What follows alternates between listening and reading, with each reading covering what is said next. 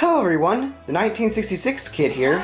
Today, after being asked on some of the engine expressions from our series, I figured it was high time to explain these engines, and here they are.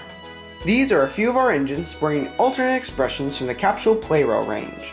Wind-up little toys from Japan made to look like many characters and events from the show, and using this range allowed us to make these engines. First up is Shocked Face Edward. This is made by taking the shocked face expression with the Capsule Playrail Edward. To make this conversion, I had to take a mini saw, which I found at Hobby Lobby. I then had to saw the plastic from the engine's faces from the smoke box until the face came off, and with a little glue made the face permanent. I'm very happy with this turnout because Edward doesn't really get to sport many alternate expressions very often, so I'm glad this was able to come out. Next is Percy, sporting a sad face. Same method with Edward. I had to saw Percy's face off from the Capsule Playrail engine, but something special about this Percy, this is the actual Percy I used to film with. The reason being that I used this Percy is because during an incident where I was filming a video showcasing Maithwaite Station for my grandparents, Percy accidentally fell off the table, and when that happened, his face came off.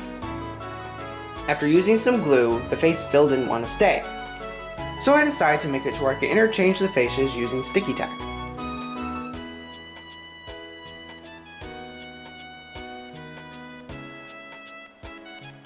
Fun fact, I still own the Percy that I wanted to use to put the sad face on, but since I'm no longer going to use that model, I now have a very prestiged Percy take-along model. Next up is Gordon. Gordon sports an angry face from the Capsule Playrail Shooting Star model. Same story, the model had to be sawed, and then Gordon's angry face then had to be glued onto Gordon. Very happy about how this turned out. Here's James! James was a fun one to make. Same story, his face had to be taken off and put it on the normal James model after some sawing. I'm very happy about having an angry face James, because now I've completed the 3 big engines' angry faces, so now we can finally hear them all say their famous lines. Plus, I just love seeing James when he's angry. He's so cute. Next up is Out-of-Puff Thomas, one of the newest models I made. His Out-of-Puff face came from what I think is a Calling All Engines Thomas, since the most famous scene from that movie was Thomas getting splattered with paint. Many merchandise has been made of him, so I believe this is probably one of those.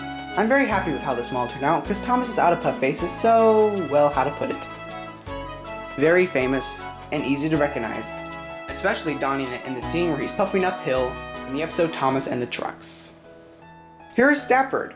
Now, Stafford's a bit of a different model. You see, he has a lot of junk that gets in the way of sawing just perfectly through to get the face off. So in order to get his face off, I had to use the multi-green thunder method, which will be linked down in the description. Mainly, you have to take a drill and drill right through the security holes that keep them all together.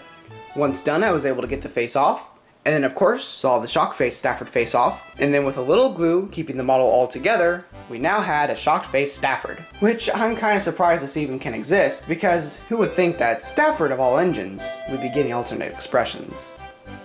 Here is Diesel. Now Diesel's kind of different. Of course I had to use the same method in order to get him to come apart with the multi-green thunder method, but something different about him is because since he's now being able to be taken apart, I decided it would be fun to paint his running board black. As you can see here with the different models, making it to where Diesel looks a lot more like his TV series appearance, which I prefer a black running board than a red one. This model is still fun because I get to change out his faces from a devious expression to his angry expression, which is from the Capsule Playrail engine. This model is quite fun, and I'm very happy to have a Diesel that looks a bit more like the show. Now here are 2 characters that kind of deserve their own discussion, that being Splatter and Dodge.